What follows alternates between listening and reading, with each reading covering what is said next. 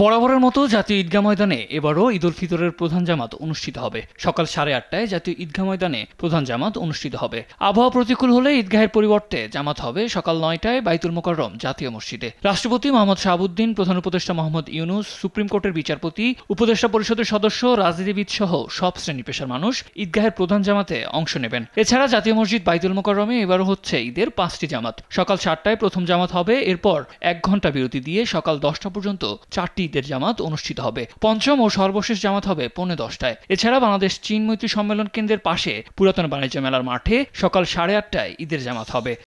প্রতি বছর বৃহৎ ঈদ জামাতের আয়োজনের জন্য আলোচনায় আসে কিশোরগঞ্জের শোলাকিয়া মাঠ। সকাল 10টায় সেখানে ঈদ জামাত হবে।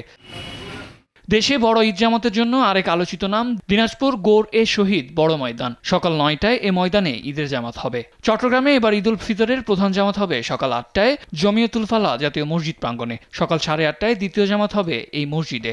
রাজশাহীতে ঈদ উল ফিতরের প্রধান জামাত সকাল 8টায় হযরত শাহ মখদুম রহমতুল্লাহ আলাইহি কেন্দ্রীয় ঈদগাহ মাঠে অনুষ্ঠিত হবে। আবহাওয়া অনুকূল না থাকলে একই সময়ে জামাত হযরত শাহ মখদুম রহমতুল্লাহ আলাইহি দরগাহ কেন্দ্রীয় জামে মসজিদে স্থানান্তরিত হবে। খুলনায় ঈদ উল ফিতরের নামাজের প্রধান জামাত হবে সকাল 8টায় সার্কিট হাউস ময়দানে। এছাড়া খুলনা সিটি কর্পোরেশনের ব্যবস্থাপনায় ও ওয়ার্ডের দায়িত্বপ্রাপ্ত কর্মকর্তাদের তত্ত্বাবধানে নগরীর প্রতিটি ওয়ার্ডে আলাদা ঈদের জামাত হবে। বরিশালের হেমায়েতুদ্দিন কেন্দ্রীয় ঈদগাহ ময়দানে এবার ঈদের প্রধান জামাত হবে সকাল 8টায়। সিলেটে ঈদ উল ফিতরের প্রধান জামাত হবে নগরের শাহী ঈদগাহ ময়দানে সকাল 8:30টায়। ময়মনসিংহে ঈদ উল ফিতরের প্রধান জামাত হবে নগরীর আঞ্জুমান ঈদগাহ মাঠে। সেখানে সকাল 8টায় প্রথম জামাত ও সকাল 9টায় দ্বিতীয় জামাত হবে। রংপুরে ঈদের প্রধান জামাত হবে সকাল 8:30টায় কালেক্টর ঈদগাহ ময়দানে। তবে আবহাওয়া অনুকূলে না থাকলে বিকল্প স্থান হিসেবে রংপুর জেলা মডেল মসজিদ ও ইসলামিক সাংস্কৃতিক কেন্দ্রে 2 ধাপে নামাজ হবে।